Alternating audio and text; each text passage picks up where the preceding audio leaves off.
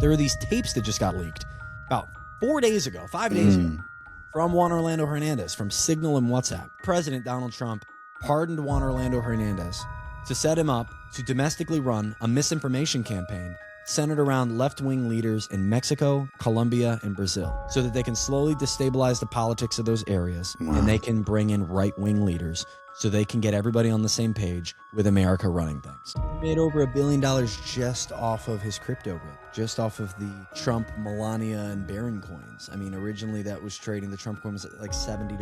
Now it's below, I think, below $1. And he made over $1 billion in pulling out of that for his family. The Federal Reserve met with BlackRock and Larry Fink. That was the moment where free trade disappeared. When you start talking about what's going on in Gaza, they don't have a port. They don't have airports. No. So how are they getting weapons? As long as we keep the game going, the rich will get richer and the middle class will continue to be where the wealth is extracted from.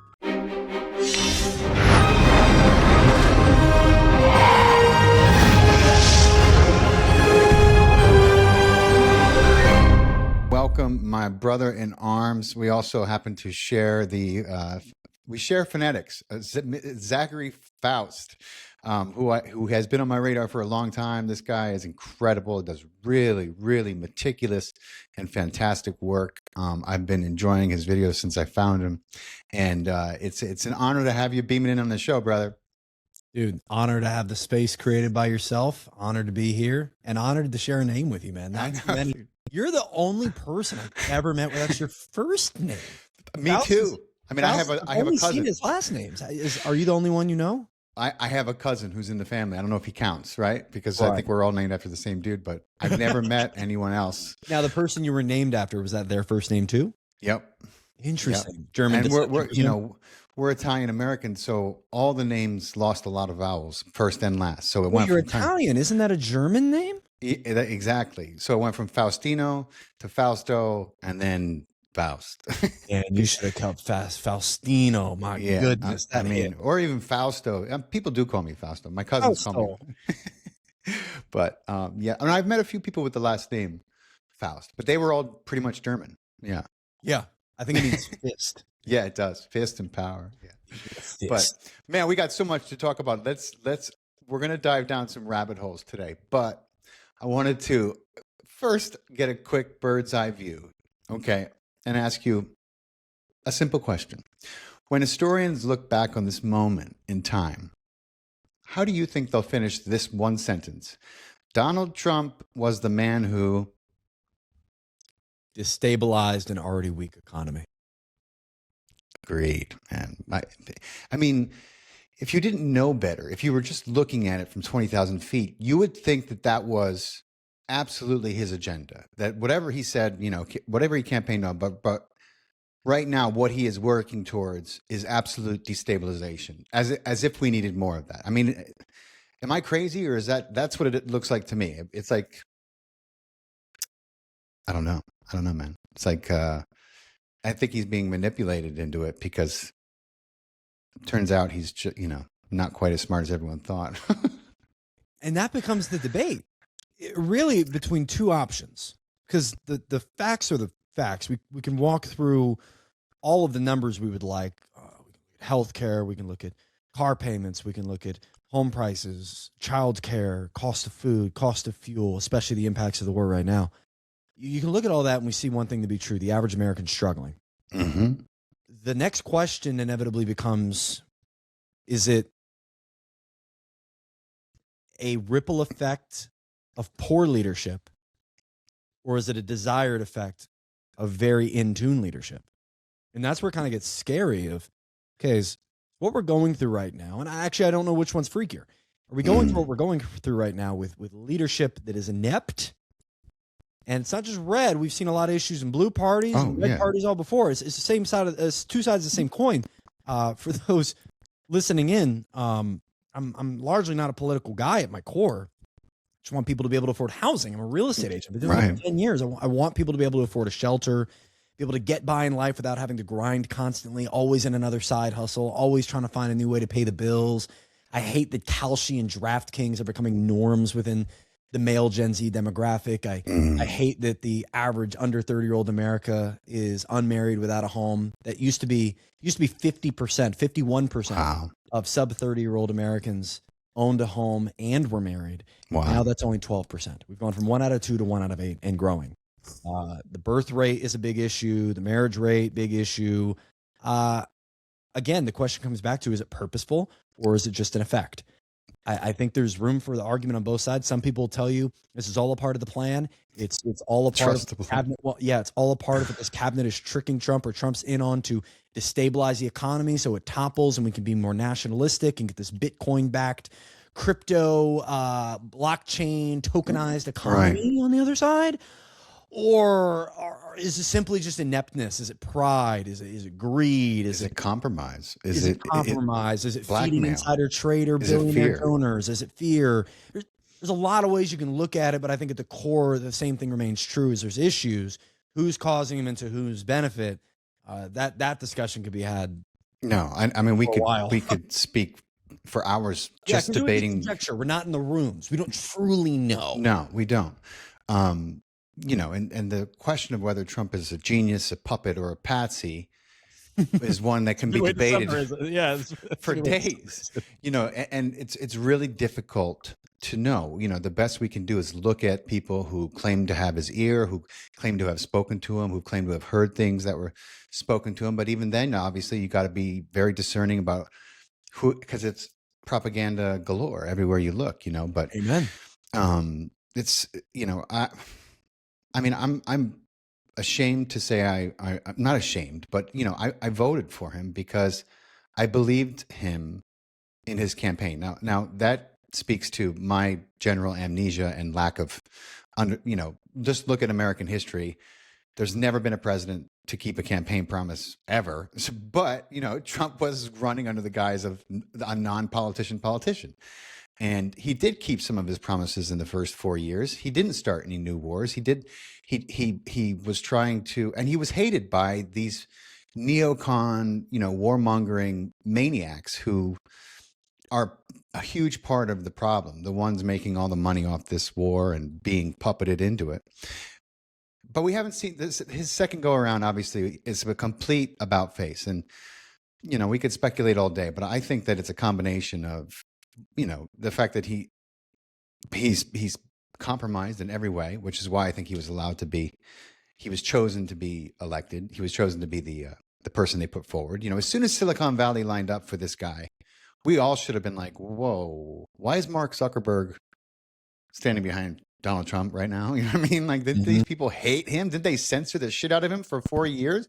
These people took down a psyop from YouTube because it was gaining too much traction. They took down the QAnon movement because they didn't want people thinking that Donald Trump was this kind of savior figure. I mean, that's what QAnon was about, and they didn't like the fact that it was spreading. So they, you know, the thought police was like, censor, get rid of it, you know. But then obviously we've seen something completely different happen this time around. So it's you know, that we could debate it endlessly, but what do you think? What's your opinion on it? Genius, puppet, or patsy?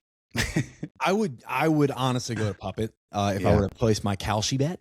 I would say that the money comes back on puppet, and the reason I would say that, and I'm going to say that by also saying I don't know exactly who's the one holding the strings. You brought up something of like we have to look at the people beside him and who's he's associating with. For example, we talk about the economy.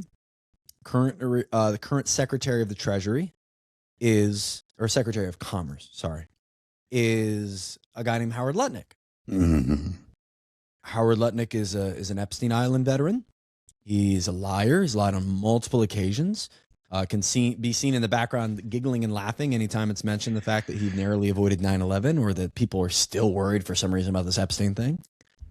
You could look at another person beside him in another country, Juan Orlando Hernandez, another person that he operates beside and has been an advocate for, pardoned in November 2025 from being a narco terrorist, a gun trader. Wasn't he not serving life? Was he 45 years? 45 years at his age, life. Yeah. His age, life, and completely pardoned.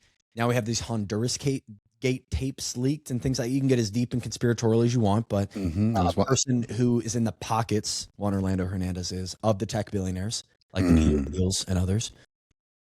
You could look at all these different individuals from the Jared Kushners who are pushing the Gaza plan and leading the negotiations, quote unquote, with J.D. Vance and Iran. I mean, all of these individuals that were not just obviously disconnected from people benefiting from the sake of politics and fully in the scope of or in the camp of politics for profit. Same could be seen for a Marco Rubio or a J.D. Vance. Absolutely. Who are vehemently against a Donald Trump for such a long period of time that now bent the knee. Mark Levin, another individual, warmonger. Lindsey Graham, another example, warmonger. And you can't get past the fact that most all these people are also staunch supporters of Israel and the Zionist movement. And that is in and of itself, I think, where the strings tie back to is a lot of Zionism, a lot of pro-Greater America, Pax Americana, Pax Judaica, Greater Israel, land control, resource control. We're even seeing in Iran right now, we're leveraging fuel at the sake of families in a foreign country so that China can't get as much oil.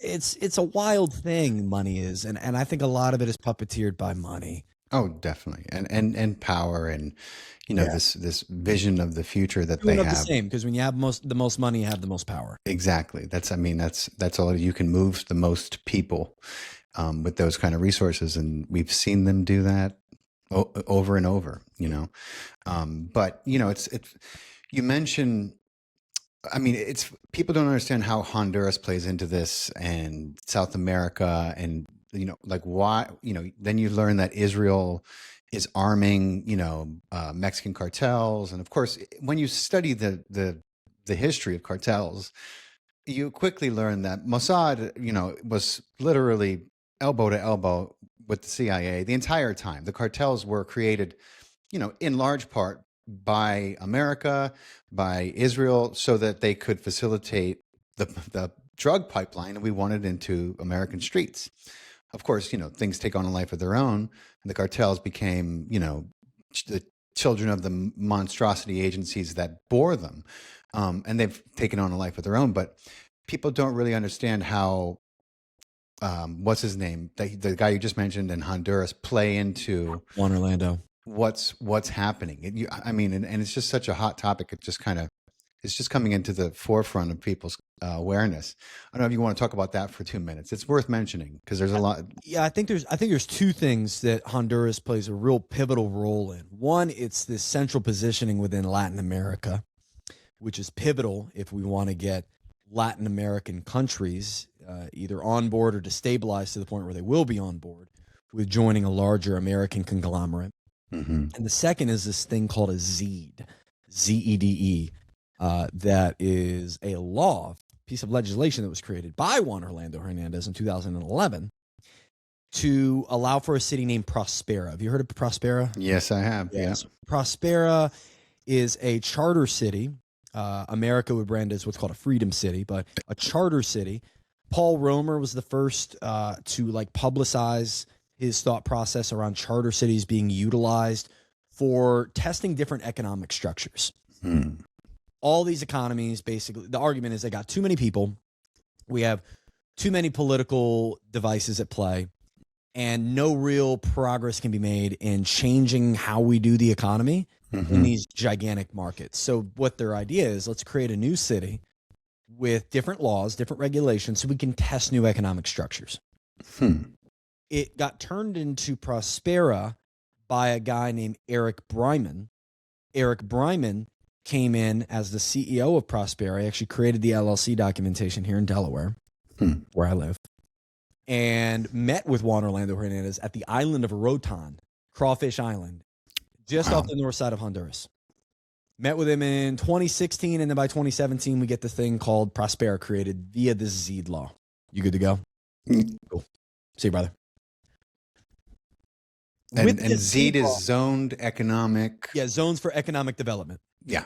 Yep, zones for economic development and employment. And the reason they called it this is because the thought process is if we can get more companies in because we don't charge them any taxes and we lower all the regulations. For example, there's no FDA regulation in Prospera. And also Prospera doesn't have to fall under Hungarian law or Honduran law. Yeah. They can create and adhere themselves to their own form of governance and law, which is scary. Really scary. When you put tech billionaires in this process, because that's what they immediately did.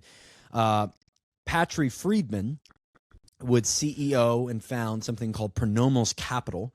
Patry Friedman, the grandson of Milton Friedman, famed economist, wanted to create this new economic structure. Creates Pronomos Capital. Peter Thiel invests in Pronomos Capital and Praxis, two different charter city companies. These charter city companies are focusing Honduras and Greenland right now for freedom cities.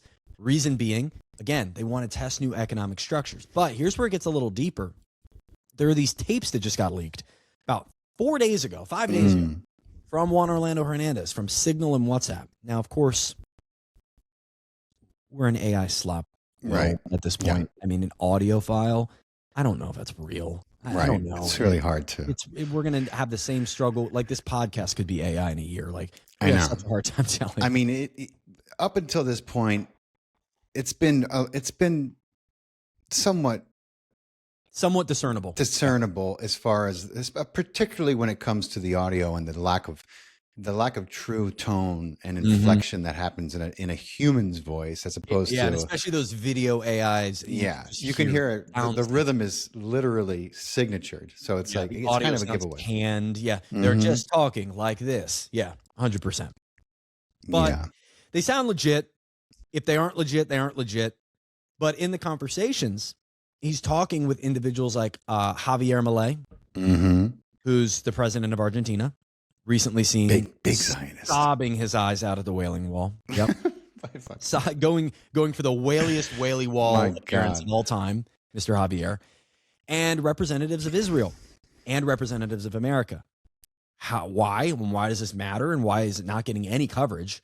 Is because these conversations basically stated that our president, Donald Trump, pardoned Juan Orlando Hernandez to set him up to domestically run a misinformation campaign centered around left-wing leaders in Mexico, Colombia, and Brazil, so that they can slowly destabilize the politics of those areas, and they can bring in right-wing leaders so they can get everybody on the same page with America running things. Right. And Honduras, specifically with the ZEED law, apparently we want to position strategic military bases that fall under the ZEED laws. And if ZEEDs didn't already sound crazy for towns and structures and nations, imagine a military base strategically positioned right in the heart of Latin America. It matches up with what we already know with things like freedom cities. That Donald Trump, by the way, I bring up freedom cities and people are like, oh my God, this is crazy. They're doing that in Honduras. They're doing this in Greenland.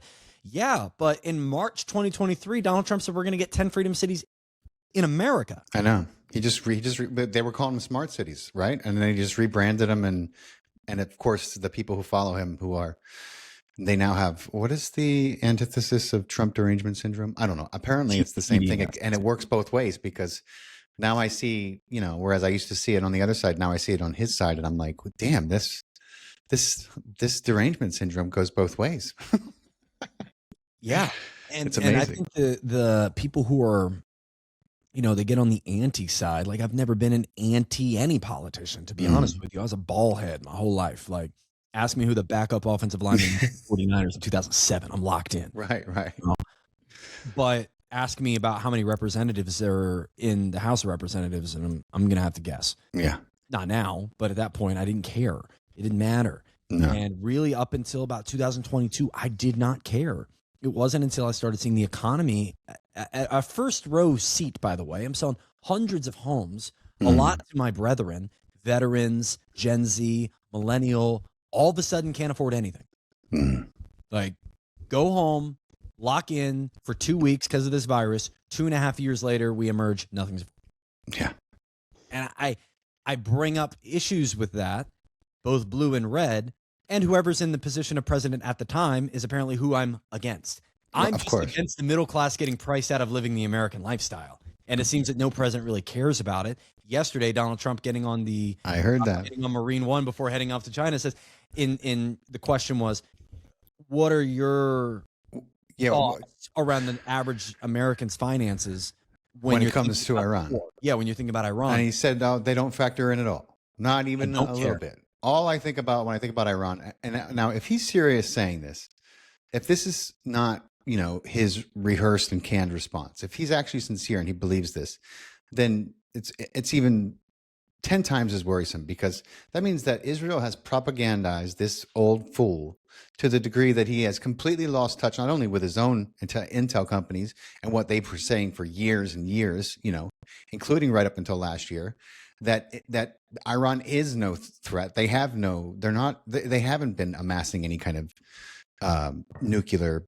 uranium or anything enriched, like all of it. Rich uranium, yeah. But he stated unequivocally, of course, didn't really probably think it through, that he could give a shit less about American people's finances, that somehow Iran having a nuke would be more catastrophic than the complete bankruptcy of the middle class to him, somehow, some way.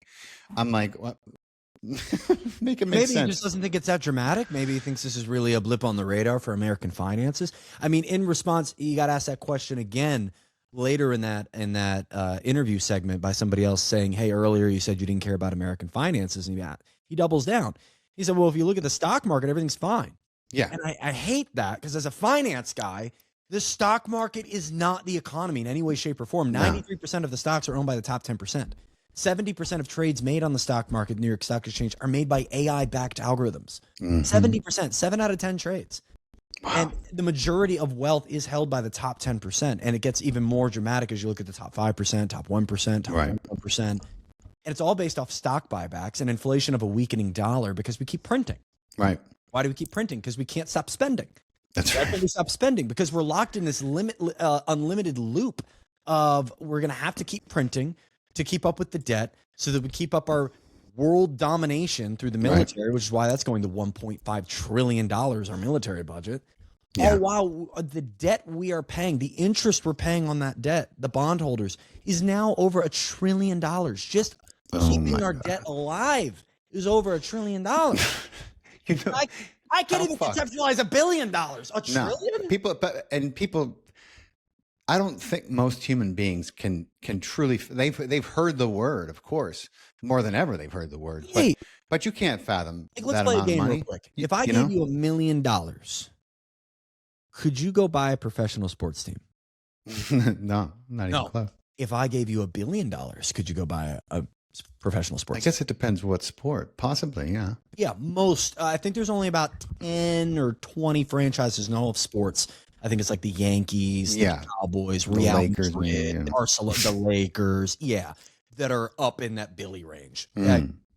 So I could look. The Celtics sold recently. That was a large number. I think that was in the Billies. Yeah, private equity firm, partially.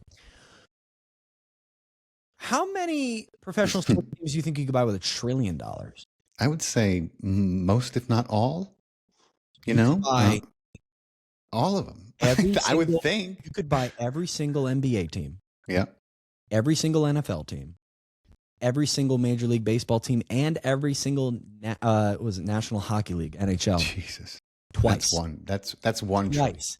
You could buy every single one of those three or all four of those leagues, every single team. You could buy every single team twice, and you still have $40 billion. Oh my God. Holy shit. And that's if you bought them all in cash. You're going to finance it. Right. So $1 trillion is insane. And to talk about people like Elon being a trillionaire soon, it's unfathomable. It's unfathomable when we still have an increase year over year in homelessness. We still have a year over year increase in hunger, in drug epidemics, a lack of education. Our education scores keep going down. The amount of people that are getting a higher education, the amount of people that can survive off just one paycheck, nevertheless one income earner in a household. All these other economic metrics are failing, but at least we're going to get a trillionaire. Right. And there's no concern whatsoever. There's not even an acknowledgement from this administration that that's happening. There's and that would help a lot, by the way. Just the acknowledgement. I mean, I remember. That will go a long way. There was a time, even while I was in my younger years, that when politicians fucked up, they actually came to the podium and said, I'm sorry. They said, "We have to find me that clip." You can find Reagan, you can find Clinton, you can find a few of them And it doesn't take away the fact that we all know that they lied to our faces, but at least they seemed approachable. Well, and they were willing to admit that they made a mistake, and that has gone out the window. It doesn't happen anymore ever. I guess somebody wiped it out of the options in the rule book, because no politician has or will it seemingly admit to any kind of mistake on either side. It's been like this for, I really think, since maybe Clinton, I mean, even watching the Biden administration, their White House press secretary consistently coming out like, yep, we're going to get inflation down this week. Oh, gas prices, just another couple months, wait it out. And 4 years later, no progress. Hand it off to the next guy. So what people don't understand, well, maybe they do more than ever, thanks to everything that's going on and everything that's been going on over the last 6 years. But people don't understand that this economy is a glorified Ponzi scheme. Not even glorified. I mean, glorified is the wrong word, but is a monstrosity of a Ponzi scheme. And what does a Ponzi scheme need? Why did Bernie Madoff end up in jail? Because he couldn't print his own money. If he could make up his own money, he would have. He would have been able to keep the party going, but he couldn't. And people caught wind, and he had nobody to bail him out. All Bernie Madoff was doing was acting like the United States Federal Reserve, and there's nothing federal about the reserve. In case you've been living on the moon, it's all a private entity that doesn't require any reserves. That's right, and it was literally designed to suck the middle class of its wealth, to create massive debt for nation states, and to give these families control over a currency so that it doesn't matter what a fucking constitution or anything else says. Because if you control the money and everyone's in debt, then you have control over those people. And they knew that. Alexander Hamilton certainly knew that. It was Alexander Hamilton absolutely knew that. Yeah. There was a quote from a Rothschild from the British family in the 1800s, loosely quoted as, "I don't need a position within the royal family to have control over that country's resources. I just need to control the money supply." Yep, you said it, man. And this is what they do. You just put out a great video about how far back the Rothschilds have done this, have been manipulating economies with their own wealth, and everything from false flagging news to tanking entire economies just so they could swoop in and buy, and then a few days later what they have is worth 10 times, 100 times what they bought it for. This is what they do, and we're seeing this happen on a certain scale with this bullshit game Trump is playing with Iran. People don't really see that side of it, but every time he's been announcing the strait is open, the strait is closed, him and his buddies are making billions off this. They're shorting the oil, and I don't understand how this. If we had a real, actual media and journalism in this country, maybe more people would be aware of why these games are being played and why Trump is more than happy to keep doing this with Iran, because they're making billions off these. He made over $1 billion just off of his crypto rip, just off of the Trump, Melania, and Barron coins. I mean, originally that was trading. The Trump coin was like $70. Now it's below below $1. And he made over $1 billion in pulling out of that for his family. And that was deliberate.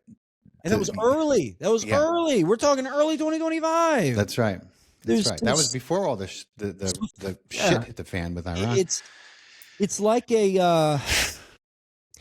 so like the House of Rothschilds. Like let's picture it like the house, often referred to as a casino. The house always wins, right? Right.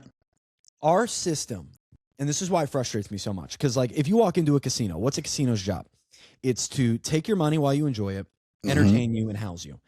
As long as they do those things, you're going to enjoy it. You're losing. You're losing. You could You're smart. You're losing. Yeah. Yeah. You could win. It's fun. You can go there with your friends. You go in there. You spend some money. You can get entertained by the local club, the local singer, local cover band. You can go out to the cool bar. Free drinks if you're playing. They make sure everything within the casino is good to go. You don't need to go anywhere else, right? Casinos actually There's a couple things. One, they pump oxygen into the air. Oh, I know. Yeah. Yeah, they pump oxygen into the HVAC to give you a better high as you're in there.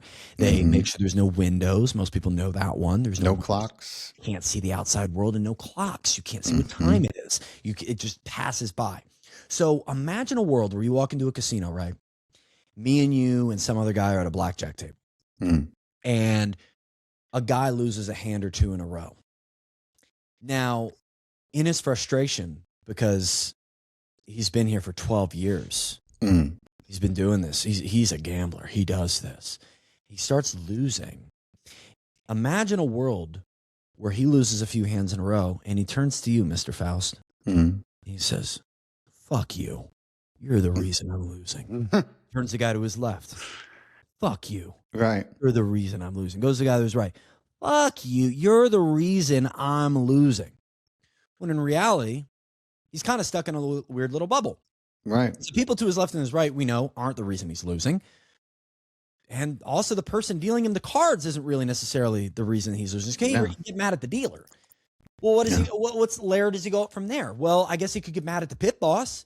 Pit boss is in charge of the dealer. Right. But is getting mad at the pit boss going to change the results of the game? No. He could talk to a floor manager, almost like that's not going to change his earnings. Yeah, almost like calling your representative. Right. Is it going to change anything? And then that floor manager is working a shift. There are other floor managers. There's a person who's a superior to that person and superior to that person. And then that area has its own manager. And then there's a manager for the entire casino and they have shifts. Then there's the ownership and the executive board and all these people in line that are actually making the decisions all the way at the top of the house. Meanwhile, you don't really have anyone to argue with. So you're just getting mad at the person to your left and to your right, blaming them. Meanwhile, I feel like, Faust, brother, I feel like I'm walking the floor watching people get mad because they found out the fucking blackjack table's rigged. And instead of getting mad at the right people, they're getting mad at the people sitting at the table with them. Yeah. I want to grab them by their shoulders, pull them back onto the floor and say, hey, buddy, it's a house game. All of these tables, same story. Yep. Right? It's the same. And nobody who's occupying the casino is the problem. No. We have to look at the house. That's we got to right. look up at who designs and orchestrates the system. And it's these elites. Yep. And you can get as conspiratorial as you want. 13 bloodlines, 13 families. Right. That could just be 1,000 billionaires that want to be trillionaires. Right. Regardless, the problem isn't your constituent. It's not the person also getting fucked by the game. It's the game. No. It is the system in place, which is actually doing exactly what it was designed to do. People think that somehow, some way, every country participating, just coincidentally happenstance, considering we're talking about what happens when you play house games, everyone participating in a central banking system is in debt. Yes. Every nation, without exception. That sounds a lot like the reason why the house always wins, because the fucking games are rigged. Always wins because they make sure they can sell back to you any opportunity to leave the game. You know, the casino has the hotel. They make sure you have a place to sleep. They make sure you're fed. They make sure you can have all. As long as you can keep playing, as long as they get you to keep playing. Yeah, let's sell you some drinks. Let's sell you a dancer. Let's sell you a singer. Oh, that sports team. They'll give you whatever you want to be entertained within the house. That's the point of the casino. Keep you entertained, keep you housed, keep you alive so you can keep gambling. Right, exactly. Offer you rooms. Yeah. So you don't have to leave. Stay at our hotel. 5-star. We're going to return to this because I want to talk about some potential realities and solutions that, God willing, eventually will find their way into the forefront of this incredible human family that we have going on. And, but just as a side note, Steve Bannon explained the playbook for how the Trump administration tricks the public in plain sight. And he uses the term muzzle velocity. Can you tell us what that means and how we could escape it? Muzzle velocity is the strategy that a lot of people, even without knowing the definition of it or knowing what it is, can absolutely sympathize with, is a constant barrage of things to talk about. A constant headline, a new story, a new thing that's a new controversy, something that is going to keep your brain looking in all the other directions other than where they want you looking. it's the same exact diversion tactic that a magician's going to use. He's going to use a bunch of hand Misdirection, movements and a bunch of look here's while he knows exactly what he's supposed to be doing, but everyone else is looking the other direction while he does it. The muzzle velocity idea is exactly that. Let's just fill the pipeline with as much stuff that's going to be emotionally invoking through the mass media platforms on the right and the left, to keep them divided around a lot of topics that can matter for sure, but keep you ultimately distracted from the end goal.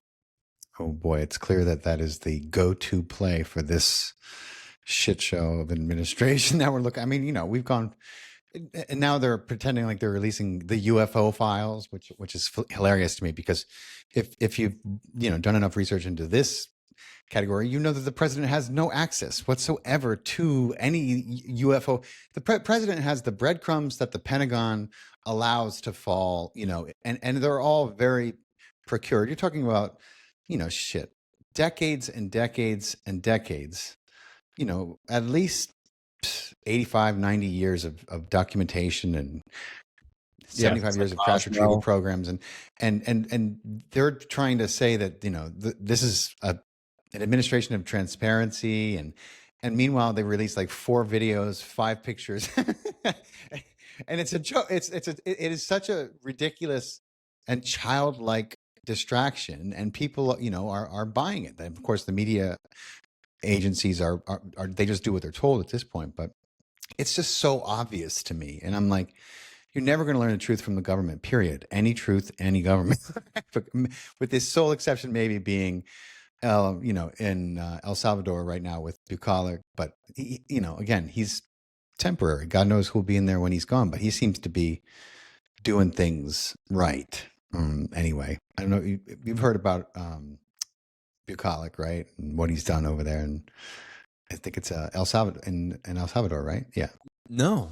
Let's see. Oh, he's he's everything who Trump was supposed to be. He's done for his people.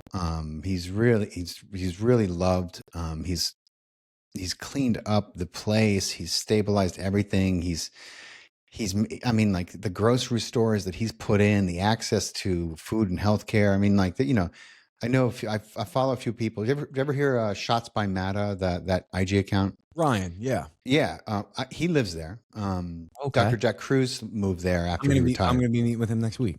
Oh, nice. So ask him about life where he lives, and he'll tell you, because he's there at a time when it's very, very unique time in that country's history, where they're truly living out,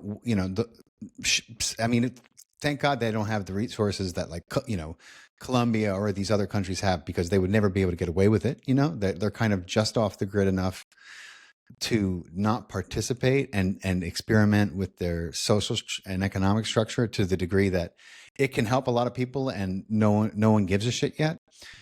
But you talk to him about it. He'll be able to educate you about it. And tell him I'm a big fan. I'd love to talk to him at some point as well. But so Russiagate was a hoax, right? And many of us, we had a very strong inclination to believe that. But that still doesn't answer this. Why do you think there are so many Russians that are still connected to Trump? Money. Yeah. I think it goes back to the Russian bailout he received in the early 90s. And it could go deeper than that. But we've seen even now today, the Russian affiliated Chabad Lubavitch is extremely connected to Donald Trump. And that's where you get like the Rabbi Schmearshins and people like that. And talk of the Moshiach, the coming back of their Messiah. Yeah. And yeah, money. I mean, look, if you look at, there was a mansion that he bought out from under Jeffrey Epstein in 2005. It was 2004, 2005. And he bought it and then immediately flipped the land back for like 4x what he bought it for to some Russian oligarch. Wow. It's weird when you look into the Russian side of things. It is. I heard a very in-depth, like hour-and-a-half long take on why he thinks that Trump and Putin are directly in cahoots with one another. It wouldn't be the craziest It would be the No. craziest result of whatever the heck's going on. I think a lot of us just want clarity on what the heck's going on because we know something's going on. Yeah. Is it some collusion of Russia and America? Is it straight up collusion of Israel and America? Is it straight up just America's doing its own damn thing and screwing it up itself? And I think there's been ongoing collusion for quite a while. You know, I would agree. I would agree. even before Trump. You know, but you know, Putin is an interesting anomaly. The way that he went from kind of KGB to the most powerful man in one of the most, you know, infamous superpowers to ever exist as a nation on the planet. You know, his story alone is resource dense areas on the planet. Yeah. Dude, I've heard all kinds of wild theories. You know, Trump and Gigi and Putin, they're all in it together. They're cleaning up everything, and I'm like, what the fuck? What are they cleaning up again? I mean, you know, at least China is, of all people, China seems to be more interested in brokering a peace deal, you know, and you know, they're condemning it's easy for them to condemn the actions, but they could have gone after Taiwan. They haven't. You know, if what I heard is correct, they've actually sought to open more diplomatic and economic relations with Taiwan as opposed to just military takeover, which they could right now completely unopposed. The United States wouldn't be able to do a fucking thing right at this point. Sure. We're so tied up. If they were really the monster that, you know, that they've been portrayed as, this would be the time, you know, but they're not doing that. They're I'll give you a good example of China. I've good friends and coworkers that have worked with us for a good 6 years now that work out of the Philippines. Good friends of mine. That's my family. And I talk to them all the time about what's going on in the Philippines and their energy crisis they're going through because of us and this war. And they are going to run out of fuel here soon. And China's the only country that stepped up to say, hey, if America keeps their foot on the Iran pedal, we'll make sure to get you some oil. Because they've been stockpiling reserves, and they're getting pretty close to being dependent on solar and wind. They're actually one of the few countries that is tapering back their oil usage. There's an idea. I mean, the fossil fuel dependence is definitely showing itself in this war for sure. Oh, absolutely. I mean, the addiction to it, the insistence upon it, you know, which is interesting when you find out the petrodollar is one of the only things keeping this house of cards of debt alive. The velocity of the dollar through oil trade. It makes kind of more sense why we continue to push against this EV solar wind turbine world when we're basically running the world because of oil. Exactly. And petro, then you can extrapolate, oh, wait a minute, what are pharmaceuticals? Oh, that's right, they're petroleum based. What is plastic? Oh, that's right, it's when you start to look at the stranglehold that these industrialists, these globalists have had, and the way that they came into it, it all starts to really make sense. And then you learn a little fact like, oh, Henry Ford created a car. I think it was 21 ballpark, made completely of cannabis. Run the hemp fibers he created for that thing were harder than steel. Every aspect of the car was made organically and from hemp and cannabis, which is basically the same thing. The fuel that it ran on, hemp. So the demonization of alcohol and marijuana, it didn't come because America's government is concerned for your moral principles and well-being. The government of America could give two shits about any of that. Prohibition came from the fact that the farmers figured out how to make alcohol with their grain, and it was a loophole. So they had to make alcohol illegal because the Rockefellers were working very hard in tandem with their funders, the Rothschilds and the Morgans and all these banking families. They were trying to uniform and secure the industry and any threat to it. At that time, the Rockefellers were very heavily involved in politics. And so, you know, they demonize the propaganda they put out on hemp, which up until that point, all paper in the world was made of papyrus and hemp. Naturally, we didn't have this massively destructive timber but I mean, like, imagine just from this one group of people and their insistence of greed upon everything going to them. You know, the hemp industry was bastardized.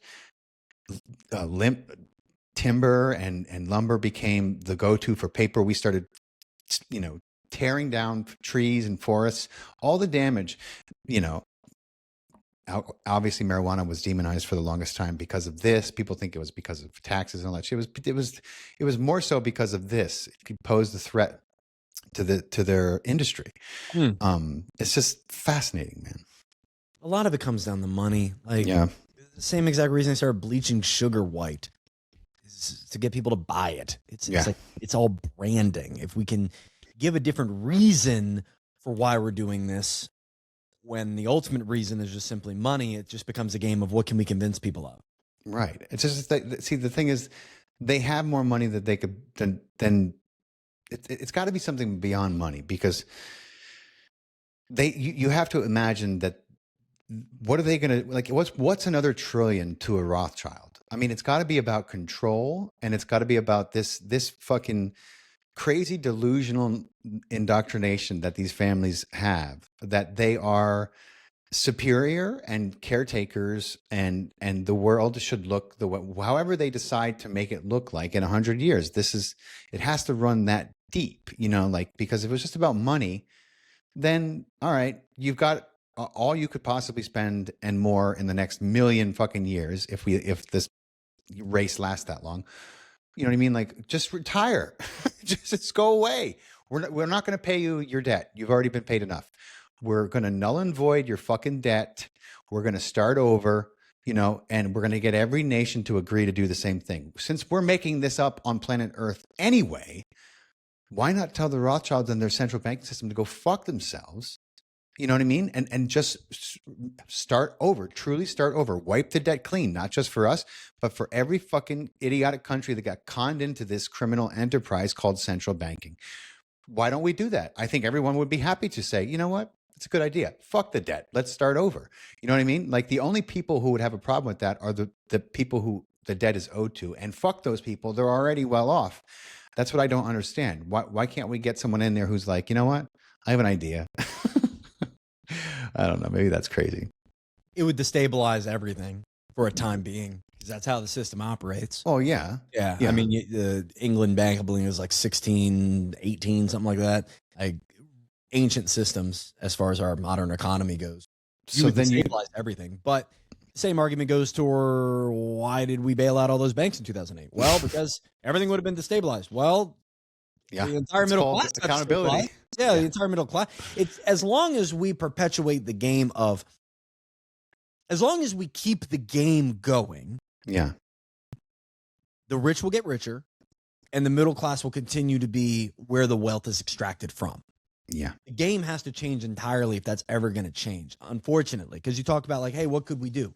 Well, you know, we could create a federal first-time homebuyer program out of fees charged to investors buying homes. We could completely ban institutional investors. We could say there's a 10-home limit that people could purchase under their own name. We could link home ownership to Social Security numbers instead of limited liability corporations. We could allow for people to be able to be educated. Like, just the cost of getting a higher education is obnoxious. Getting people into jobs today that they aren't afraid that AI is going to rip apart in the next few years. Like, China just released that they're going to ban companies from being able to fire people to replace them with AI.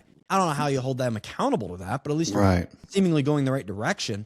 Like, as we're walking into a world where it seems like more wealth extraction is going to become prevalent, I would love to see someone wake up and say, we need to do something about the government sending money overseas consistently. Absolutely. We need to do something about elitists buying up all the assets and all the infrastructure and selling it back to us.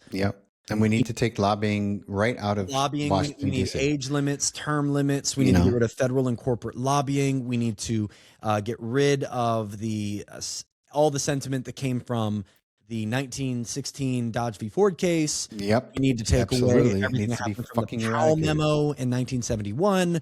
We need to take away what happened. We need to take away what happened from 99 with Glass-Steagall being repealed. There's a 2004 SEC margin rule change that led to the '08 crisis. Citizens United.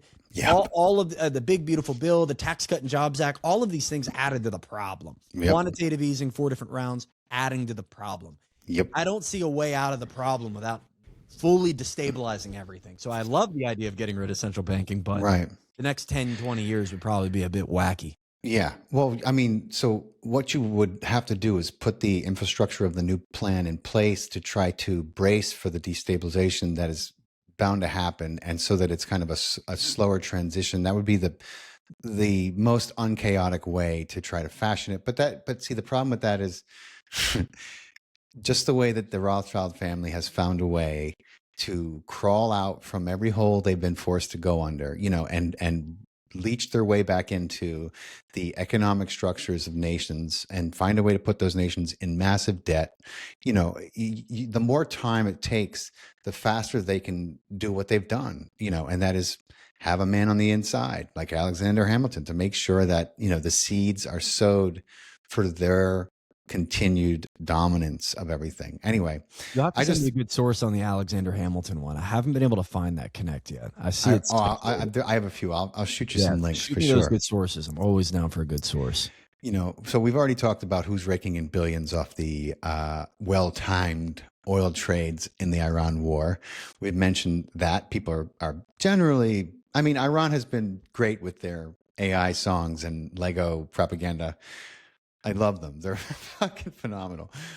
It's funny because you hear more truth in I say Iran. I think the guy who makes them is Iranian, but most of them are not affiliated with the government. There's been one or two that the government posted. Iran's government, you've seen some of those, right? You couldn't have missed them. Like the songs that they've been putting out. Yeah, 100%. Fucking everywhere, right? But Trump's commerce secretary, shady about Epstein, obviously, maybe a lot of other things, but how clear to you is it that Howard Lutnick belongs to Israeli intelligence, would you say? Well, in the patterns that you see through his life, I'd say there's a high chance. I say it's above 50%. Yeah. And the reason I would say are three. One, just frankly, his position right here in this cabinet. This is a very influential cabinet for the Israeli party, big time. So him being the right-hand man, the henchman that's on Air Force One with him, always in the White House with him, in the Oval Office. I think it's one of his handlers, absolutely. Yeah, he's right there. Number two, the guy knew 9/11 was coming. Mm-hmm. That's crazy. You could speculate all you'd like. He went to work every day, 18 years in a row, and then decided one morning he was going to be late. Weird. Like Larry. Lucky Larry. Yeah, Lucky Larry Silverstein, same thing. Sarah Ferguson, same thing, friend of Howard Lutnick. The other one is Rothschilds owned, I think it was Zim Moving. That's right. I think it was called. It was a moving company, leasing company that operated out of the World Trade Center. Israeli out there in May. Yeah, an Israeli-owned company. In May of 2021, they said, we're going to break our lease and get out of here. Could just be a coincidence. Just total coincidence, yeah. The third one, and I think the most damning, Jeffrey Epstein's neighbor was Howard Lutnick in New York. And the reason I think this is damning isn't just because they were neighbors, okay? Right. You don't always get to choose your neighbors. You don't always get to choose your neighbor. But when you're Jeffrey Epstein... yeah, you do choose. When you're Jeffrey Epstein, you have to choose your neighbors. To say that he had control over all of these leaders and all the financial institutions all across the world and the guy didn't have the ability to pick his neighbor is kind of crazy. Yeah. Honestly, to believe that he couldn't. I think he could. Did he is speculative, but right. Now, but the train of ownership for that property, 9 East 71st Street in New York, was originally in '88 bought by Les Wexner. Then it was traded to Jeffrey Epstein under a trust under the same name. Then it was given to a staunch Zionist group under Comet Trust, and then 3 years later, with no one living in it in that time frame from 95 to 98, Howard Lutnick buys it. And we know no one lived in it because he said when he bought it on a podcast, it was all just rats and mice. So no one's living in it. It's just being held. And originally it was being held by Epstein. Before that, it was being held by Epstein's financier buddy, Les Wexner. So the whole train of ownership, nobody's actually physically living in the property. And then all of a sudden, Howard Lutnick buys it. It was never publicly listed. It was not on any MLS or anything publicly. It was privately sold. So that tells me if it's privately sold, you had to know somebody. That's right. If you had to know somebody, and I know the group of owners that had this property prior, it leads me into believing that maybe Mr. Jeffrey Epstein, at least very much, allowed Howard Lutnick to be his neighbor. Yep. And that is a crazy thing if that is to be true, because that is somebody who's being placed, and he happens to also be in charge of one of the largest bond interchangers in the country. Go at figure. Cantor Fitzgerald, and his sons happen to be in charge of it now. A little bit of nepotism, who cares? 20-year-olds can run a company. And I think the circumstances and patterns lead up to there's something that's leading him in the direction of getting information before anybody else, whether it be 9/11, orchestrating this tariff thing while also having his sons create something to benefit off of tariffs. Just so much weird collusion. I did a whole hour and a half long take on Howard Lutnick, connecting him back into the Ghislaine Maxwells and Robert Maxwells and Rothschilds. I would say more than 50% chance he is a plant. I would say closer to 100% chance he has other than American motives. I think that is pretty obvious to anyone with eyes to see. I'm not sure. And the same could be said for like a Jared Kushner. Oh, the same totally. could be said by the Palantir funded J.D. Vance. Peter Thiel. I mean, how did Peter Thiel even get on the scene? We know now. The Epstein release documents show exactly how Peter Thiel was introduced. 2016 got a humongous investment from Jeffrey Epstein. Yeah, go figure. Absolutely. And then what did they do from there? He introduced him to the Israeli government. They loved his ideas. And Peter was the email that Jeffrey had sent. Now, Peter obviously had a lot of clout at this time because Jeffrey starts one of his emails by saying, "As you know, I represent the Rothschilds," and Les Wexner in his 3-hour open mic sesh.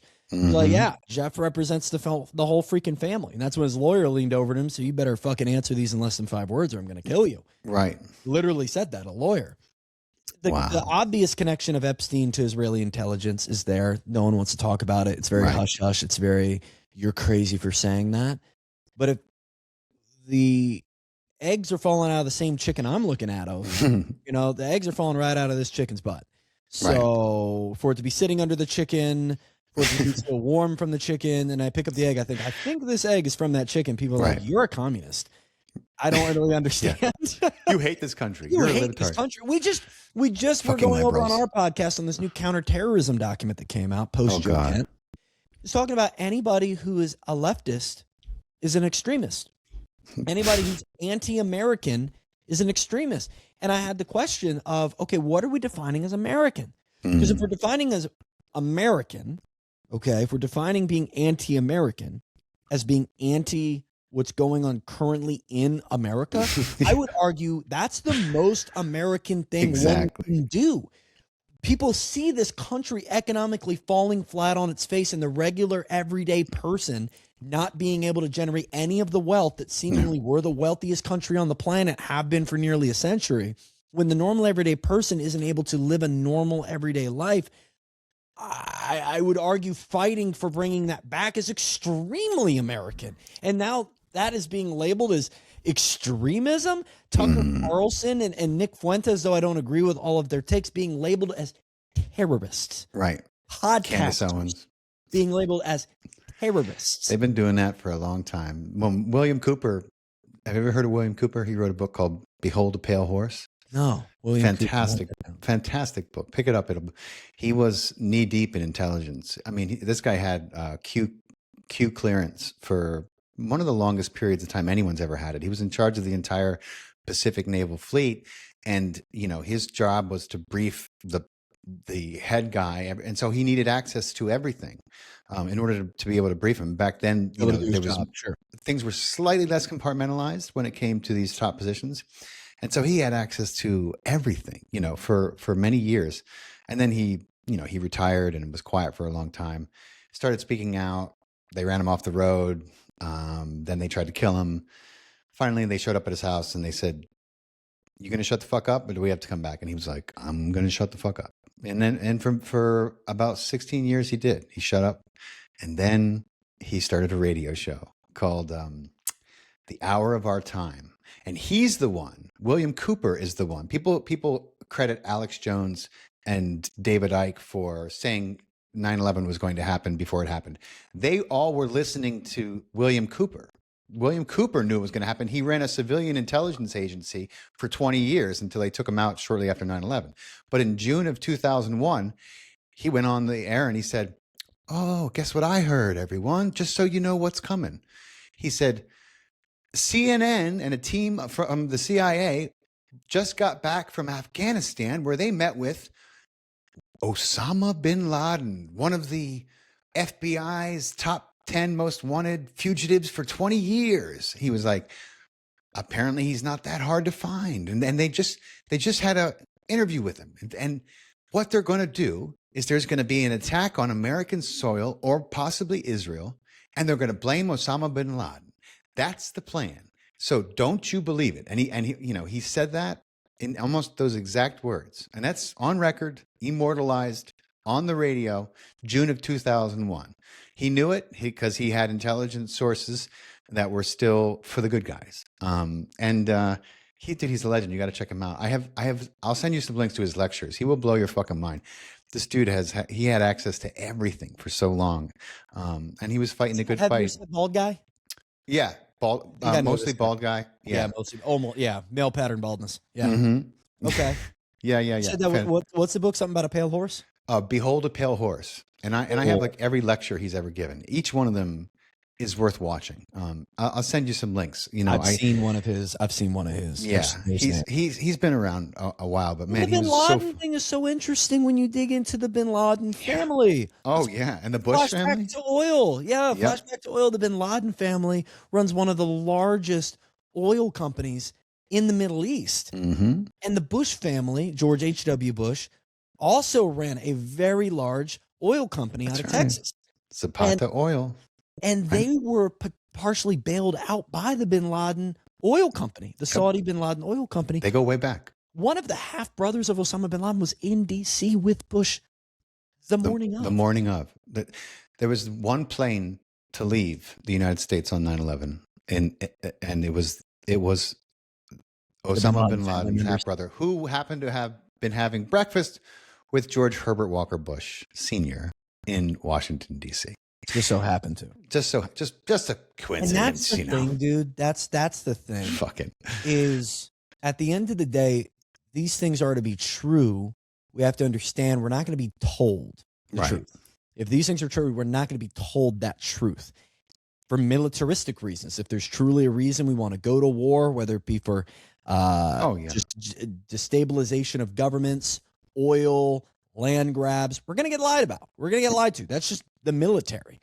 The same exact reason where a month before we go into Venezuela, we're saying, oh, no, nothing's going on, blah, blah, blah, blah, blah. And then boom, middle of the night. It's military strategy. So that makes sense. But if that is all to be true, then what we know as a country isn't what we know it to be as a country. You know, somebody who deployed to Afghanistan with the military and served and did the whole thing. And I'm a dual military kid. I traveled the country, going to different bases. Whenever me and my parents went anywhere with our broke private couple money, we would be staying at an Air Force base. When we flew somewhere, we would jump on a military plane. I'm as in-depth in the military side of things as I could have been growing up. But to look at our current country today, it's like, why do we have 200 plus bases nationwide? Like, why are we actively bombing these countries that really only, and this is a crazy take, they're only mad at us because we keep killing them. Yeah. The reason Iran shut down the Strait is because we bombed them. Yeah. And we keep branding ourselves as the world's security guard, but I've never been to a mall where the security guard just punching people. Oh, shit. And then after he punches them to the ground, yells, "We need to arrest this guy." Right. It's for his safety that we punched him. Yeah. It's like they had to shut out. We have to shut off a portion of this mall because we got to make sure this guy and his crew doesn't get anywhere. And then everybody else like, why is this portion of the mall shut down? It's because, this guy's fighting us. And then they rerun the tapes like, you punched him. Yeah. What the hell? Like, no. Everything was fine until you punched him. He hates this mall's freedom. He hates it. We got to get him to love our freedom. My God, man, that's it in a nutshell. I mean, we have a long history of doing this, and every war, I just posted about this. People, when you learn the truth about World War I and World War II and the events that led up to that, the amount of resources it took to orchestrate and provoke those wars, and how determined they were to have them be set off, you understand what's going on today in a much clearer way. But if you believe the bullshit we were taught in school about World War I and World War II, you're lost. You're fucking lost. You're like, wait a minute. Anybody who's hearing that, just look up World War I JP Morgan on YouTube. You'll find a video. Like, look up how bankers won that war and orchestrated that war. And then look how the American economy was falling flat on its face post Great Depression. What brought our job market back? A wartime economy. Which again, you look at today, it's like the economy's falling behind. What could help it? Right. A little wartime infrastructure. All they know. They're going to Ford and GM. Trump is saying, we need you to build weapons. Right. We need ammunition. We need ammo. What? We're going back to that? We're going back to this World War II era. You build us weapons now? Ain't gonna work. And the war is over. Yeah. And by the way, Iran has been devastated and defeated. Defeated. And what else is there to do? Their nuclear program, brother. Yeah. Their nuclear silos, everything that they needed to send off a nuke in any way was decimated. That word got used 5 different times by Trump. Decimated. Not in January, not in February, not in March. June. Operation Midnight Hammer. It'll be years. It'll be years before they. Yeah. Okay. Decimated. And yet we're right back there 6 months later saying the same exact thing. And now they're talking. They're talking about. Well, BB was on 60 Minutes the other day. Not that I would ever waste my time watching this, but I saw highlights, and he's talking about how. Well, we're not done yet because we know that they still have the dust. I'm like, did you just say the dust? But they still have the dust. Like they still have the enriched uranium, like as if it's like sitting in a cellar somewhere, fucking, just powdered over a fucking desk. I'm like, what are we talking about here? Like how do you believe anything that this man says? He's a pathological and serial liar and killer. And this is the person, who our Congress and Senate stand and applause every time he says 2 words. Ovation from both sides. It's both fucking madness, red and blue. man. It's insane, dude. It's actually insane that we can argue about everything under the sun except Israel. Well, apparently we're not allowed. You don't want to be labeled an anti-Semite. You don't want to be an anti-Semite. Yeah. It's cool that those awards, I just hope they keep giving those awards, because every time they do, you look at those top 10 people and you're like, I got to make sure I'm following that guy. It's like thank you for pointing out who's speaking the truth. Congrats about Daryl. Your abomination of a little country in the Middle East, because it's good to know who's. I hope I'm in the top 50. Right? I mean, it's something to aspire to, right? Yeah, I hope they release extended list. I got a buddy who he commented on one of those things. He was like, "Damn, I got to work harder." He's got like 2 million followers. I was like, "Get to work." Oh, listen, I got a fun one for you. This one's multiple choice. Okay. Okay. The Rothschild family are A, descendants of an ancient reptilian bloodline, B, running a global multi-century pedo ring, C, just really good at finance, or D, all of the above. I would say a mixture of B and C, personally. I don't dive deep enough to get into like Anunnaki, previous generations of civilians, and could there have been another like group of modern day, not even modern day, just like high tech civilizations that existed before ours? Sure, maybe, maybe the pyramids were used for electronic use. Maybe poles shifted, and Antarctica used to be on the equator, and I don't know. I have no clue. Modern day being just like last 500 years. I would say really, really, really good since the 1500s when they started their coin trading and things like that nature. Yeah. Then you get into about the 1600s, 1700s. They really start to come up in the banking world. And then all the way up to today, I think they've been extremely good at finance, and I think they've been extremely good at blackmail. Yep. And orchestrating systems that make sure that whoever's in on the game with them is playing the game with them. Yeah. And the best way you can do that is through shared trauma. If we both know that we had to watch a child shoot themselves in the head live in person, egregious to think about, but that's the type of stuff that keeps people silent. Exactly. The kind of stuff that you brought up, like an Alex Jones talking about, like, hey, we're going to get these 2 bankers randomly at this event. We're going to put them in the back of a van, and we're going to say, hey, you see this kid over here, this 4-year-old with cigarette burns with all their bones broken, skin hanging off. I want you to go ahead and take this shotgun and put it onto his head and take the shot. If not, we're going to take. Oh, they're not taking any chances. And the problem is it sounds egregious. Right. When you think about the strategy of operating this elitist network of control, how else do you get everybody in line? You can't.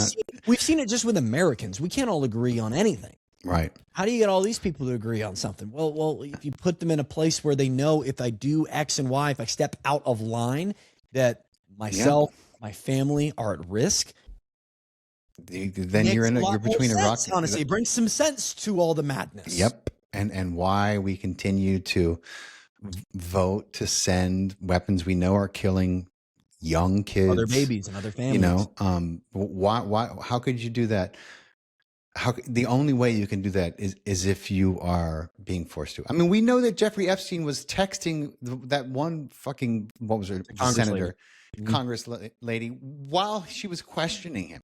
We know that. I mean, that is the level of control and blackmail that these people have, you know, and whether it be through AIPAC or whether it be through honeypots, Jeffrey Epstein, he exposed this level of corruption and bribery and control and manipulation and intimidation, undoubtedly, you know, and it's and just he was like an arm.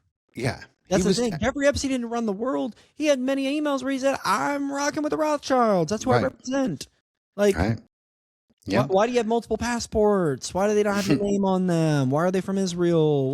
Why is Robert Maxwell the guy that handed you the reins to this whole ring? Why was he buried in Jerusalem when he was a Brit? Must be a Russian accent. It must be Russia. Must be Russia. Fucking people. My God. When they tried to sell that pitch, I was like, is this really the world that I'm living in? Anyway. Yeah. It's not like he had the Russian defense 36 times. Yeah. I'm like, wow. I'm just wondering, I'm like, is it just boomers who are hearing that and being like, maybe he was Russian, you know? I don't know. You know, they say that the two places he owned homes, Palm Beach and New York, that's where the most Russians live. It's not the home of any other sect or religion or people. Definitely not. And I want to be clear too, it's not a people, at least in my opinion, it is Zionism at its core that is causing a lot of the problems. It's this idea that we are better. It is a racist, eugenicist-based idea. Absolutely. It is completely racist. It's a political movement, you know. And it's utilized, and this is the craziest part for me, dude, because I'm a Christ-following individual. I don't even use the word Christian anymore because it's been so destabilized, whitewashed, and Americanized. The thought that Zionism is some Bible-based movement, when it was created in the late 1800s by someone who just said, hey, the Jews are getting like bombarded by Europeans. They're not safe here. For safety purposes, let's try to find another place. Yeah. They were looking at like Uganda. And they had like 7 or 8 options. Right? Yeah. They landed on Israel. And a large part of that is because it was a much easier sell. It's the land of Jesus. And they knew they needed a hook because they were going to steal a fucking piece of land from a country. The Bible's That's right. Abrahamic covenant and labeled it as, oh no, if you're supporting Israel, you're actually supporting the Bible. Yeah. When none of it was created by a Christian. America wasn't even founded by Christians. BB's not a Christian. No. Nobody involved in this is even Jewish. No. They're Zionistic atheists. And yet Christians are here like, well, we have to support Israel. It says in the book. Dog, no, it doesn't. You've been told that by your pastor, and he got whitewashed by them.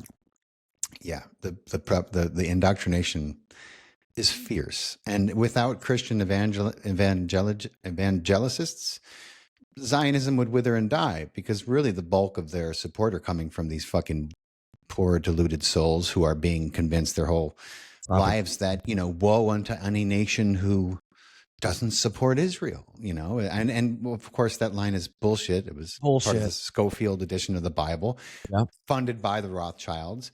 You know, the whole notion of Zionism was Theodore Herzl was secular. He didn't give a shit about it. He didn't even believe God existed. And Theodore Herzl's the one that founded Zionism. That's right. And who were his, you know, you can read his diary. Who took an interest in him? The Rothschilds. He even wrote in his diary, I have to be very careful around these people. Yeah, you should have been more fucking careful. But man, he was tooled and used, and the whole thing is, you know, well. Cyrus Schofield was a federally convicted con man. He wasn't even an author. I didn't know that, dude, but it makes a federally convicted con man, and then ended up at Oxford. My God. You're like, yo, write the Bible. Yeah. What? There you go. Want to make some money? Read the book before. Write the Bible. Put your footnotes. What do you think about this? We know people have been debating these verses for thousands of years. Here's your footnotes. You don't even have to think of anything. We'll write it for you. Tell us what you think about this. Yeah. Holy shit. It's literally like if you said, "Hey, Trump, rewrite the Bible." We'd be Yeah. like, "What?" Well, some people would be like, "What?" Other people would be like, good idea. Yeah, good idea. Yeah, the footnotes arrived right then. And then over the next 40, 50 years, the footnotes have become more and more aggressive, even after Cyrus Scofield passed on, of this staunch support for Israel. And for those listening, in the Bible, Jacob is Israel. Mm-hmm. The son of Abraham is Israel. He who, the word Israel, by its definition, he who wrestles with God. And there's a story of Jacob literally wrestling with God. And he says, from here on, you're going to be named Israel. And when people said they were of Israel, it's not because they were from a nation or a state or a city named Israel. It's because they were of the Jacob bloodline, the Abraham bloodline that led to the 12 tribes of Benjamin, that inevitably led to the nation people of Israelites that were from the bloodline of Jacob, Israel. And Abraham was the beginning of that. And what I find interesting is right in the Bible, it says, hey, your seed is going to be the seed of many nations. We're putting this thing to the side. Great seed, brother. And then Jesus is born of a virgin. So I think it's pretty poetic that God said, let me put the seed to the side. And then Jesus needed a seed. And everyone's like, Jesus was Jewish. I was like, was he? Who was his father? He was Jewish. He was Jewish. But modern day Judaism was born the moment Christ was taken off the cross. Right. Because you had to decide whether or not that man was the son of God or not. Well, yeah. And they say it took about 10, 20 years. Yeah. Yeah, bred off of like, no, this was not the Messiah we were promised. And then you get rabbinic Judaism, which spurred from the very Pharisees that put him on the cross. And rabbinic Judaism is where you get the Talmud. And the Talmud is the reason why things like Zionism and Israeli supremacy and Jewish supremacy exist. And the genocide and apartheid. And wars and why it's okay. In countries and white supremacy and nationalism and like, again, all the things, this Judeo-Christian thing, that's not real. Like, you can't be a Judeo-Christian. They're two completely different religions. It's like saying I'm Islamic Christian. No, you're not. Like, it's two completely different things. You can't be. Not saying one's worse than the other. You just can't be. No. And like this whole Judeo-Christian, we're a Christian nation, literally never said in the 1800s. No. Never said in the 1700s. Only stated once we go into the Cold War. Why? Because we needed some form of opposition. Right. We needed to state why we were right. And it's because Russia was cold, soulless, godless, communists. We, however, are God-fearing capitalists. Yeah. There it is. Yeah.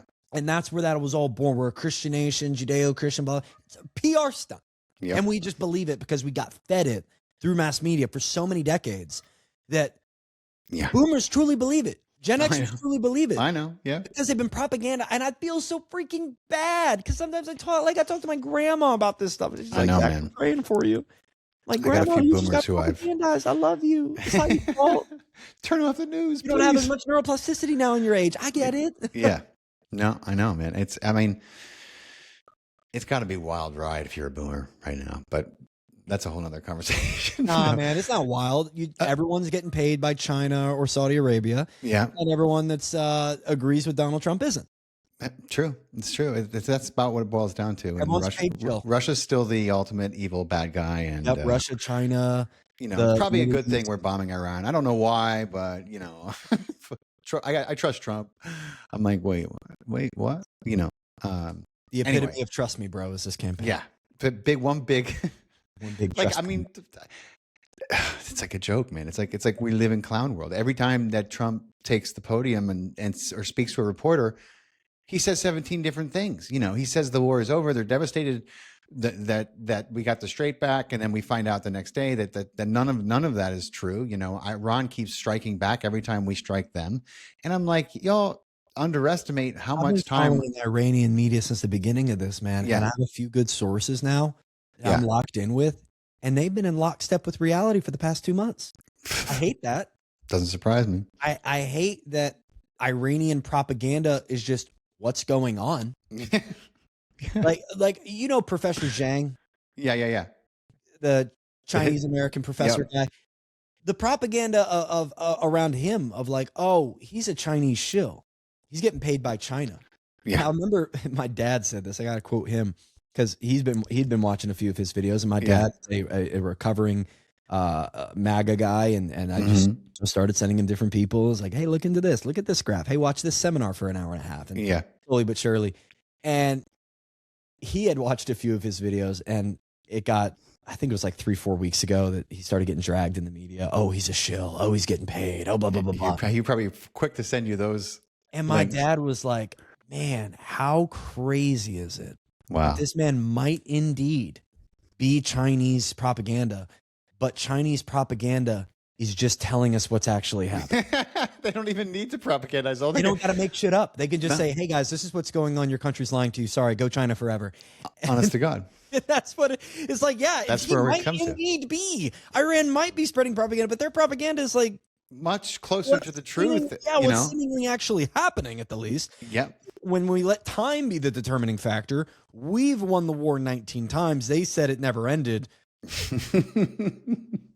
It hasn't ended. So God. Who am I supposed to believe here? Right. And how can you possibly continue to believe this guy? I don't know what it's going to take. I think people are completely delusional about it. But like about 5 minutes. I want to pick your brain while I have you, because this is we mentioned it earlier, but I don't think it's generally understood just how significant it was. A lot of, what's been happening as far as the corruption of the government was in fact made possible by the Citizens United, Yes. And I know you could walk us through it. Did American democracy die in the Supreme Court in 2010?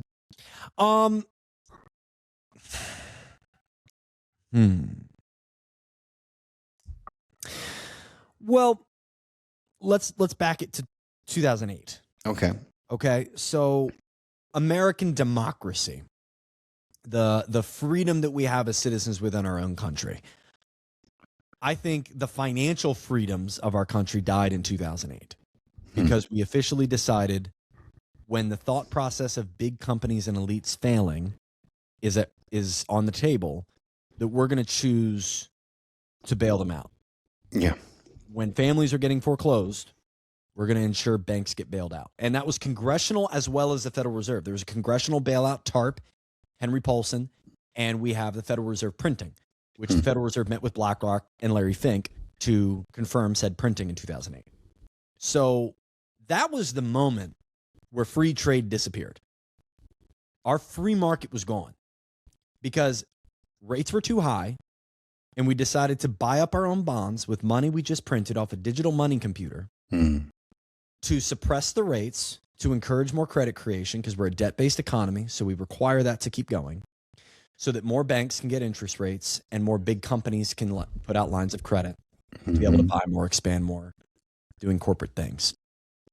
I think that part right there, the invention of QE, is the reason we feel like we're in this, and we are in this giant K-shaped economy. A lot of the economic problems, I think, stem right off of that moment. But shortly thereafter, the first bout of printing, which we would do 4 times all the way up to 2020, over $9 trillion worth, by the way. Fucking insane. Insane amount. We also have this thing called Citizens United, which is funny because if you look at the Patriot Act, Citizens United, Big Beautiful Bill, all these different things that had like these really American branded things. Oh, they love doing that. Yeah. They love doing Orwellian doublespeak, Right. Paid for like freedom cities. Yeah, okay. Go ahead. Freedom move there. cities. See how freedom. See how free you feel in your city. By the way, look up corporate towns in the 20s in America. That's what freedom cities are. The Citizens United thing gets under talked about because this was the chance for big companies and even foreign countries and even just extremely well-off individuals to now utilize their money as free speech. And if we're defining democracy and freedom as, the freedom that bases pretty much all of our freedoms is freedom of speech, well, we completely changed the definition of that in 2010 with Citizens United. And since then, we can look at any graph. You can look at BlackRock. You can look at the NAR. You can look at the NRA. You can look up APAC. You can look up any of these corporations, any of these super PACs. All of them start giving abundantly more money the moment Citizens United is passed. We go from 13 to 14 million a campaign to like billions. Yeah. Miriam Adelson $250 million just straight to Trump Right. for his campaign. I mean, the amount of millions that's even getting thrown around through PACs now in the Kentucky primary. Oh, I know. They're With Thomas Massey. And we're going to be there in Kentucky 30 next fucking week. million again for his That's opponent? for me and Ryan Mata and Tiffany Cianci and James Lee are going to be next week, is in Kentucky fighting that election. Oh, that's This awesome. AIPAC and all these giant companies are trying to push Massey out. I know. They're trying to use their big money through the ability of something like a Citizens United to choose the warm body that's going to sit in that That's right. So congressional if you're seat. in Kentucky, by God, If do you're your a country a Republican favor. under the age of 40 in Kentucky, please, please, please next week go vote for Massey. I know everything's being told you. There's like, it's the midterms. Don't believe it doesn't. No matter midterms. what you are, please. Midterms don't matter. Thomas if Massey is he's a national treasure, and he's one of a kind right now. So we need him where he is, and we cannot and let whoever is the conservative Republican representative during the midterms for Kentucky will win. Right. That's a foregone conclusion. They're as red as they get. Right. So whoever wins this primary, which happens in a week, is going to get that position in Congress. Yeah. If he loses, which right now he's projected to lose, it's because it is now the most expensive campaign in primary history. $25.2 million is being flooded into this campaign to ensure he loses. Miriam Adelson, AIPAC, Republican Conservatives for Judaism, MAGA for Kentucky, all these different corporations and super PACs are fighting him. And the reason they're able to do that is because of something known as Citizens United. And it's not just happening at the primary level. It happens at the midterm level. It happens at the executive branch level. It happens at every level for lawmakers to be coerced by money from these giant elitists to do their bidding. And whether that's to avoid lawsuits like Bayer has been doing to avoid lawsuits around glyphosate, or other just tiny laws, like not having a law that gets rid of the carried interest loophole for private equity firms. Lobbying is the bane of our existence. We have politicians that are after profits instead of people, and Citizens United allows for that fire to grow larger. So I think the combo of money printing and Citizens United, the double tap from 08 to 2010, did a number on us.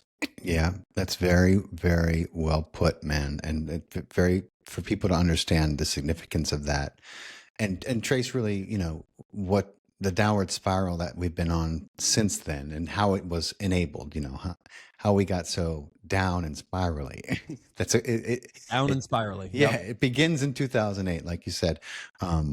That's it's good for people to realize because if we're going to change things with them, we need to know first and foremost what needs to be tweaked, what the priorities should be.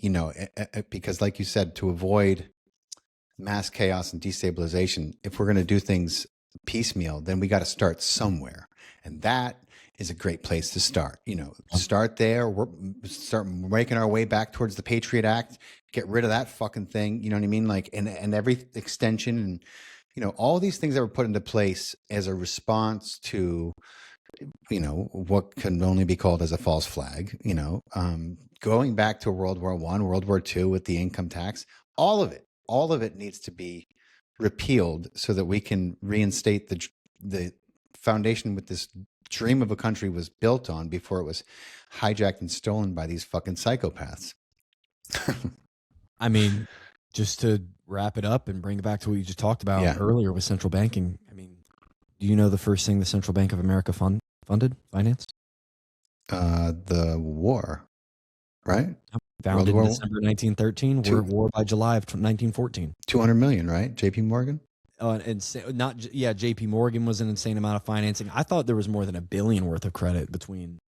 Well, France, these days it would be worth that, but I think at the time, I know that it was over $1 billion worth even then. Wow. But it might just be a measly 200 million. I mean, you can go back even further. You can go back. I mean, even before there was an official central bank, greenbacks of the Civil War. That's right. I mean, it's always about war, my friends. That's what you have to remember. And if you make your fortune from war, then you're not going to sit around and wait for two countries to get so hot and heated that they finally duke it out so you can be there. You're going to create and manipulate the situation so that you get the war you want, because that's the way you make a fortune. And that's what they've been doing, Which People is don't why understand Bibi that. funded Hamas. Hello, suitcases full of cash. Oh, well, if he didn't do that, That was $1 billion. I know that one. oh yeah, where the hell else would they get $1 billion worth of rockets? That's fucking Hamas. Yeah, when you start talking about what's going on in Gaza, they don't have a port. They don't have airports. Those have all been destroyed. They have no way to get anything in. Every border is secured. So how are they getting weapons? How are they building this tunnel network? How are they sending out missiles? They're getting it from somewhere. And nobody's really comfortable with that answer. No. Especially when you ask somebody who's very pro-Israel, just like, where are they getting their weaponry? Let's not even talk about whether or not they should use Hezbollah. Where are they getting it? Iran. No, people are fucking delusional. I fell off my chair when I read those headlines. I tell people all the time, I'm like, when you know enough about Israeli and American intelligence, really any Western, this goes for France, UK, Egypt, Pakistan. I mean, the intelligence agencies, they're very effective, And when I read the headlines that Hamas surprise attacked Israel and invaded, that was the headline I read. I thought it was. I fell off my chair. I was laughing. I was like, what the fuck? I was like, who wrote that? I was like, that's got to be a joke. And then I see it's not a joke. I was like, oh, no one's going to believe that. People remember 9/11. No one's going to fucking believe this idiocy. It's going to come out soon that this was all Israel. And then, of course, the shit at the fan. You had people like Jordan Peterson tweeting, go get him, Bibi. And I was like, oh my fucking God, what world am I living in that people actually believe that Hamas could surprise attack a nation like Israel that has all the benefits of our intelligence and all the weaponry, all the technology. I was like, this is like saying the Tooth Fairy fucking knocked out Mike Tyson. It's a fairy tale. Like, I was aghast. I couldn't believe it. I mean, I know that I'm a little more researched into these things than some people, but it just fucking boggles my mind that people are still like, oh, what about October 7th? I was like, October 7th happened because Israel made sure it happened. Don't you understand what a false flag is? They wanted a justification to ethnically cleanse the rest of fucking Gaza, and they got it. And people are going to listen to that, and there's going to be people who think, well, Faust, bro, people died. There's lots of people that died. Yeah, and Israel killed about half of them. And exactly, I think that death is abhorrent and disgusting. And the fact that me and you even have the ability to talk right now is because neither of us have experienced it. Yeah. And I think it's not less sympathetic to have that viewpoint. I think it actually derives more sadness and more sympathy to think that a government could care less about its people and is willing to sacrifice them for whatever greater good. 9/11. Look at the Lusitania. Look at Pearl Harbor. If Israel learned it from anyone, it was from the United States. Right. We've been sacrificing our own to justify war for over 100 years. Every Pearl Harbor, JFK. It goes on and on. But it is tragic, and it's not right. It's not right to the Israeli citizens who, are being played the same way we were played after 9/11. There is no justification for this kind of violence and murder. It's 2026. You know what I mean? Like, we're supposed to be evolving past thermo nukes and this kind of barbarism, right? And I think the sooner people wake up to what's really happened, the sooner we can actually start to create a vision for the future that is more utopian, more in line with this planet has everything we could all want, right? I mean, the whole notion of scarcity comes from these same groups of people who are writing the belief systems into the textbooks, and I think we got to get past all that. But I want to give you the last word, brother. For people who are economically unsure where to fucking go from here, what advice would you give them? What's something sound they could do or look into, or if they're looking for a little bit of, something sturdy to fucking hang their hat on that's not going to blow away? Well, quick plug. Just shot a video this morning that we're going to be releasing this evening, 8 ways to survive an inflating economy. Nice. And that's what we're going through. We're going into a wartime economy. And I think that's different strategy than if we weren't going into a wartime economy. I would say there's three things, and initially though, to summarize that video, which again you can watch in depth, and there's many sources you can get good information from, but the main three I would give is number one, own an asset. In an ever-inflating economy, the only thing you can grab onto that's going to grow with you is an asset. As the money that we have, our dollar gets weaker, there is more of it. That means assets go up in price. That is stocks, that is IRAs, that is 401ks, that is even crypto, that is your house, that is the car you own for a free and clear. It could even be a Pokemon card. Anything. Can it be gold, silver? Can be gold, can be silver, can be palladium, could be copper, could be any of those. Yeah. If it rises in value, if it's a storage of wealth, hold it. The second thing that I would say is the realization that we are completely in a skills-based economy at this point. It's not about credentials. It's not about even experience. It's about, can you get results in this given sect? And that means getting licensed in something. That means having a job that isn't a fixed income position, because if you're at the bane of whatever a company's willing to pay you, then you're kind of a little bit handcuffed unless you're getting paid very well.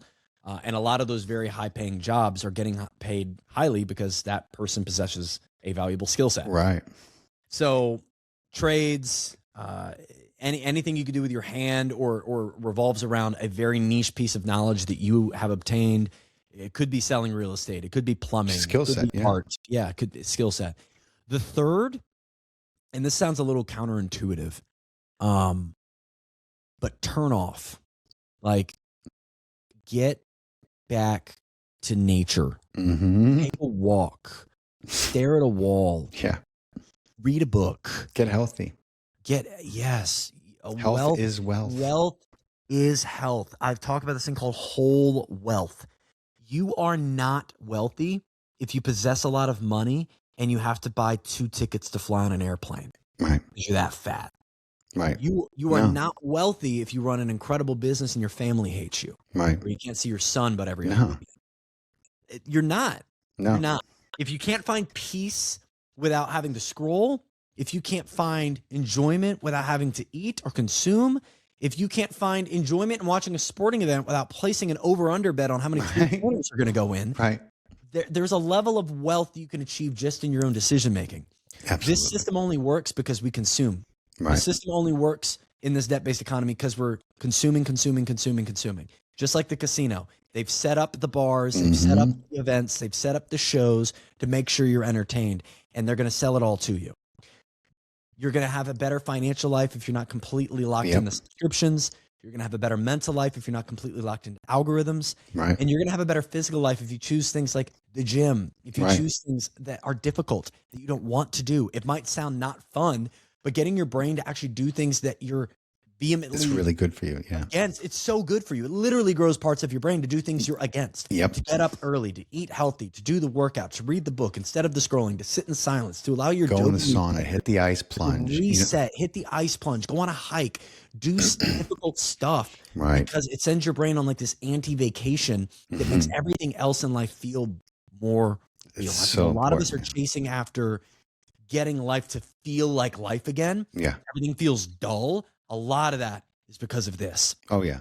And I would say one of the best things you could do for your future self is to get back in control of yourself, to get back in control of the algorithm that is your brain. Yep. And that's going to lead to better decisions financially. It's going to lead to a better opinion about life. It's probably going to lead you into better positions, better relationships, better everything. I think starting there by detaching yourself from this technologically based, capitalism based society is the first step toward all the boats in your life rising. Like when the tide rises, all the boats rise. That's right. Tide is, getting better control of yourself so you can go more inward, so you can help others around. Listen, and if that is something that you have been trying to embark on, if that is something that has proved very challenging for you, then I want to recommend a great book for everyone listening, a book that changed my life and really helped me overcome a lot of these, what I didn't realize were very subconscious addictions and habits. It's called Breaking the Habit of Being Yourself by Dr. Joe Dispenza. If you're looking to, I love DJ. I love Dr. Joe. He's my guy. You are your body. But that book will teach you the neuroscience of change. It'll teach you why it's so difficult, and it'll teach you how to embark on a journey that will, at the end of it, you will no longer be that person you were. And that's as important as any journey we can take in this life. Zach, tell everyone where they can find you, where they can follow you, and what you got going on so they know, because I'm sure they're going to be interested. Long form on YouTube and Spotify, Zach Foust Show. Have a group podcast and others you can find from there. And then short form content, post exclusively Instagram, Facebook. Very nice, brother. Listen, man, there's so much we could talk about. Maybe we'll we'll have to get you down here and do an in-studio podcast, and we'll really go deep on some of these subjects, because there's just an endless amount of stuff to talk about. But I appreciate your time very much, brother. I know how busy you are, and I love the work you're doing. Keep it up, man. I was so excited to talk to you, and we'll do it again sometime soon. Absolutely, brother. Thanks for having me and these two flies that kept annoying me the entire time. Have a great one, Faust, brother. You too, brother. Thank you so much. Peace. Appreciate you. Take care.